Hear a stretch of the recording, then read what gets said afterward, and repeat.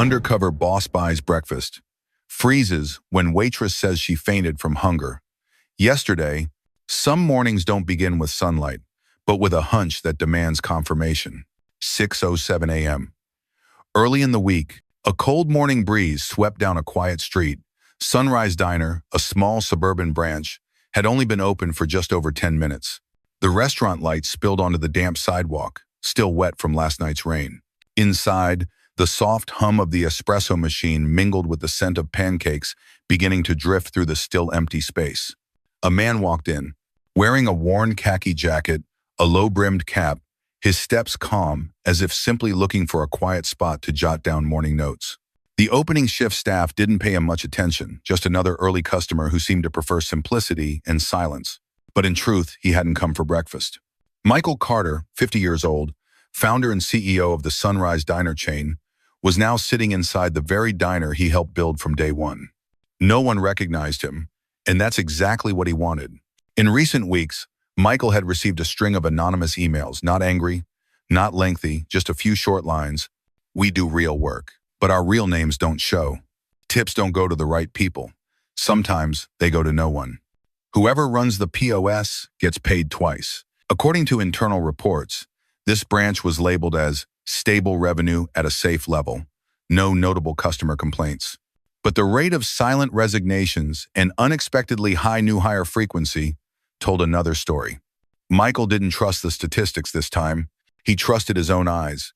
And this morning, he wanted to see with them what had been hidden behind the label of stability. Oh, because if a supposedly fair system still made honest workers feel invisible, then perhaps that system had strayed from the very reason it was created. Some words sound light as a breath, yet choke you with the realization that the system you built has left someone silently suffering.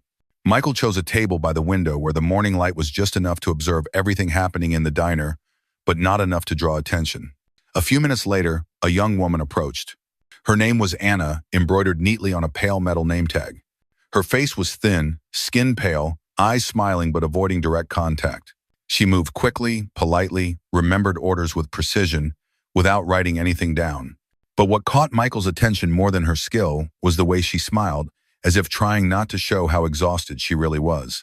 Breakfast was served, a plate of hot pancakes with black coffee. Michael leaned back slightly, asking casually, his tone light, "Morning shift like this? Tips are decent, I hope?" Anna looked up quickly, then bowed her head again. She smiled, but the smile was as thin as a napkin soaked in water. "I don't eat breakfast," she said softly, almost to herself. "Yesterday I fainted from hunger. Luckily, it was before any customers arrived." Michael froze. The fork in his hand stopped midair.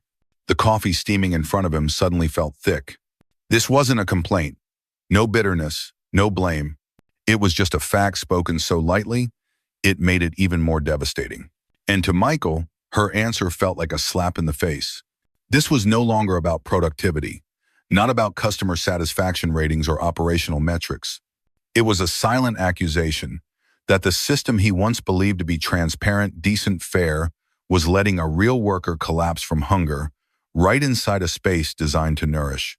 He looked at Anna, who had already turned away to serve another table. And he knew. This morning's observation was no longer optional. It was a responsibility. It's not the system that failed, but the way it was quietly bent by those who knew how to exploit others' silence. Michael began taking notes, not on a tablet, not using any internal audit app, just with a small old notebook, and eyes fixed on the girl named Anna. She kept moving to table 3, then table 7, back to the counter to get water for table 5. Every step was hurried but precise. She remembered who liked their dish without butter, who asked for extra syrup. Every smile she offered was gentle, but no one in the diner noticed. Behind that smile was a body operating on survival instincts, not adequate energy. Josh, the man running the POS, stood in one spot. He didn't glance outside. He didn't assist. He just tapped commands, confirmed transactions, and printed receipts. On every receipt, J. Miller, no mention of Anna. Michael furrowed his brows. He paid close attention to each transaction. 942, table 4, served by Anna, receipt, Josh. 955, table 6, served by Anna, receipt, Josh. 1007, table 2, served by Anna, receipt, Josh. After nearly 2 hours, he ordered another cup of coffee. Not because he needed caffeine, but because he wanted to keep her around just a little longer. Anna brought the tray out, her hands still slightly trembling. He spoke slowly, clearly articulating each word. I've seen you handling nearly every table, but your name's not on any receipt. Anna bit her lip. A brief hesitation. Then she lowered her eyes, pulling a small, worn notebook from her apron pocket. I don't have access to the POS system, so the system doesn't record me as the server. Only those on the approved list are allowed to receive digital tips. She opened the notebook. First page. Date, time, table number, tip amount, POS handler. Page 2, page 3. On and on, precise and continuous, as if each line was her way of reminding herself that her effort wouldn't be forgotten. Michael turned to the last page. A slightly smudged line written in ballpoint pen. Total lost. 473.85 over 3 weeks. He didn't ask anything more, because he knew anger wouldn't fix this now. What pained him most wasn't the lost money. It was knowing the system he had once trusted to protect fairness had become a machine that excluded those who simply weren't approved. Anna wasn't bitter. She didn't plead. She simply held the notebook in both hands like a fragile replica of faith not yet broken. And it was precisely that made Michael realize the system didn't just need fixing. It needed rebuilding from the ground up. Silence for too long isn't forgiveness. It's a cry for help no one has yet dared to hear. Michael stayed for another 20 minutes, eyes fixed on the numbers in Anna's notebook. At the very end, just beneath the total lost, $473.85 line, there was a finer note written in lighter ink. Day 15 fainted in the break room. Didn't dare explain why. He gently tightened his grip on the notebook. Not out of anger at anyone in particular. Not out of anger, but because he realized the system he created to protect employees had now forced a girl to choose between honesty and survival. The morning continued on as if nothing unusual had happened. Josh remained at the POS. The manager, a man named Curtis, showed up around 10 a.m., offered a few polite smiles, glanced around the dining room once, and then disappeared into the back office. He didn't ask anyone anything, didn't check the POS data, didn't see Anna, and that was what made Michael understand even more clearly. Invisibility doesn't come from software errors. It comes from people. People who know that if no one acknowledges a person, then that person simply doesn't exist in the reports. Before leaving the diner, Michael asked for another glass of water. And this time, when Anna returned with the tray, he noticed a few faint red marks on her hands, likely old hot water burns. Have you thought about quitting? He asked quietly. Anna smiled slightly and shook her head. Of course, but then I thought, if I quit, who will speak up about this? Michael looked at her, and in that moment, he knew. There was no need for another meeting. No need for another internal survey. Just trust in a small notebook filled with 3 weeks of early shifts, overtime, and skipped breakfasts.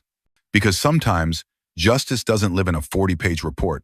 It lives in the hands of someone who has nothing left but the truth and still chooses to write it down by hand. The truth doesn't need a microphone. It just needs the right moment when no one can deny it. Monday, 9:06 a.m. Sunrise Diner, Suburban Branch, was bustling as usual. Half the tables were full. The smell of pancakes lingered in the air, mixing with the sound of coffee dripping and the familiar click of the POS machine. Josh was still at the counter. Curtis, the manager, had just stepped out of the back room, cappuccino in hand, nodding at a few regulars like a man who believed everything was under control. Until the door swung open. Michael Carter stepped in, no brown coat, no baseball cap. Just a well-dressed man, holding a USB drive, walking directly toward the POS terminal.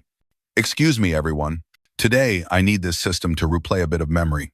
No one had time to react. The POS screen blinked off, then lit up again. But this time, it wasn't a breakfast promotion. First video clip.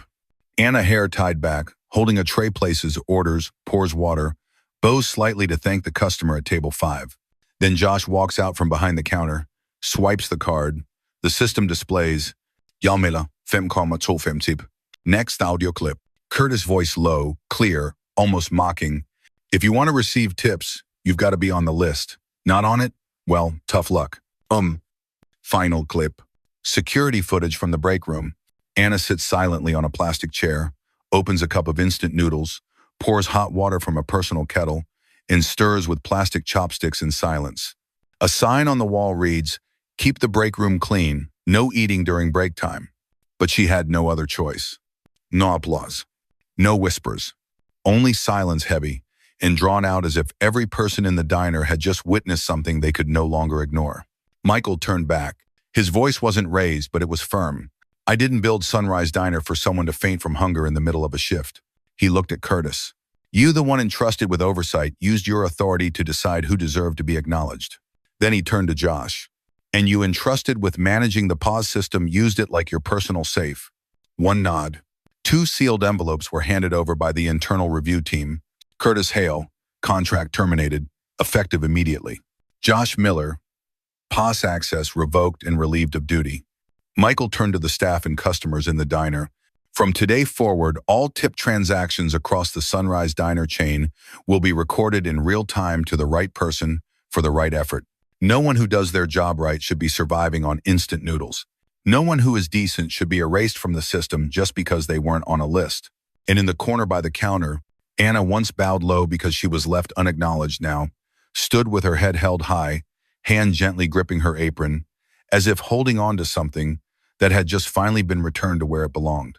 On the POS screen, "Tip, system reset, activated, name-based, live." That morning, Sunrise Diner didn't just restart its system. It reignited trust. The whole diner seemed to hold its breath. Then something unexpected happened.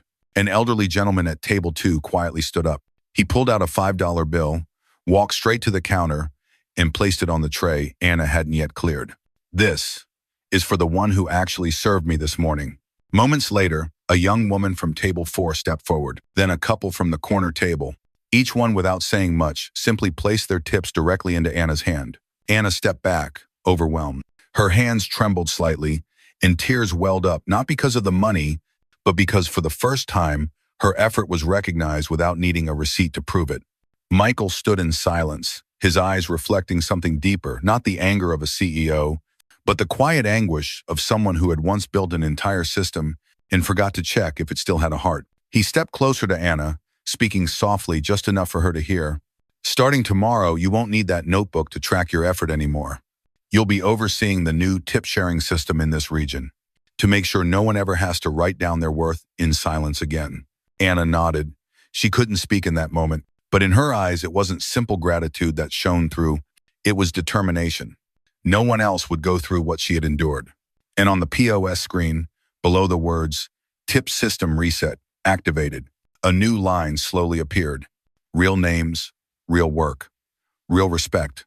The diner felt brighter, not because of sunlight, but because the air inside had changed. At a table near the window, a little girl turned to her mother and whispered, "Mom, who is that lady? Why is everyone giving her money?" The mother smiled gently and whispered back, "She's someone kind, that the system almost forgot. Abia." And right at Sunrise Diner, on what seemed like an ordinary morning, a new chapter began. Not through slogans, but through action. And the bull. You can build an entire restaurant chain, but if you don't know who keeps its heart beating, you're only building distance. This story just closed that distance with one moment of courage and a replayed truth on screen. Justice doesn't need to echo like a slogan. It just needs to show up every day and not disappear when no one's looking. And from 1 month later, the Sunrise Diner on the outskirts didn't have a banner, didn't hold a grand launch ceremony, but for those working there, everything had changed. Right behind the counter, a new digital screen displayed every transaction, every tip, along with the correct name of the server. PGSQL, copy edit, tip log, verified, and live. Table 3, 350, Luis, Sieben, 48. Table 6, 4 Diana, 07, 53. Table 5, 2.25, Anna. No more approvals, no more chosen ones. If you served, your name appeared. Anna, the one who once lived on instant noodles just to hold on to her job, no longer waited tables. She was now at branch number 50, training the first cohort under the new system. Her training didn't start with slides. It didn't begin with numbers. She placed an old notebook on the table, its cover wrinkled, pages stained with old grease. Back then, I wrote down every lost tip, not to accuse anyone, but to remind myself, if the effort is real, there must be a system that recognizes it. And if the system forgets, We must force it to remember. The trainees looked at her not as a superior, but as someone who had once stood exactly where they stood and kept walking not because of privilege, but because of persistence. Another morning, light rain. Michael returned to the old branch this time. No one recognized him. He chose a window seat, ordered pancakes, finished his black coffee, and before leaving, tucked a folded $20 bill under the plate, along with a small handwritten note. Thank you for standing by what's right, even when it meant going hungry.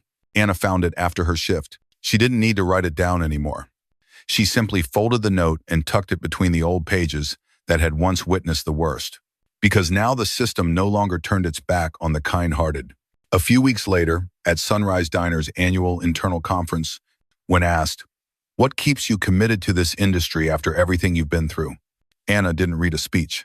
She simply walked on stage with just one thing in hand, the old notebook, now bound with a dark brown leather cover. She opened it not to read, but to turn to a middle page where an old scribble read, Table 6, Customer Left Tip, System, another name. She said, her voice steady and clear, "This notebook used to be my way of fighting silence. Now, it's a reminder that no one should ever need a notebook to prove they did the right thing." In the hall, many sat in silence. Some bowed their heads, some nodded, and some for the first time understood. Sometimes, it's not the process that's broken, but the way it's run by hands too narrow in heart. After that, Sunrise Diner launched a new system called Fair Trace, one transaction, one recognition. Under the pause interface, a small message appears. "We see you, and your effort is being logged with your name." And Dell. And at new branch number 53, where the pilot version of the system was being tested, the sign at the entrance didn't display the week special. Just a line written in white chalk, "Here, you don't need luck to be seen." The resolution wasn't about who got fired. It was about how someone who was once left behind is now paving a road where no one else has to stand in the margins.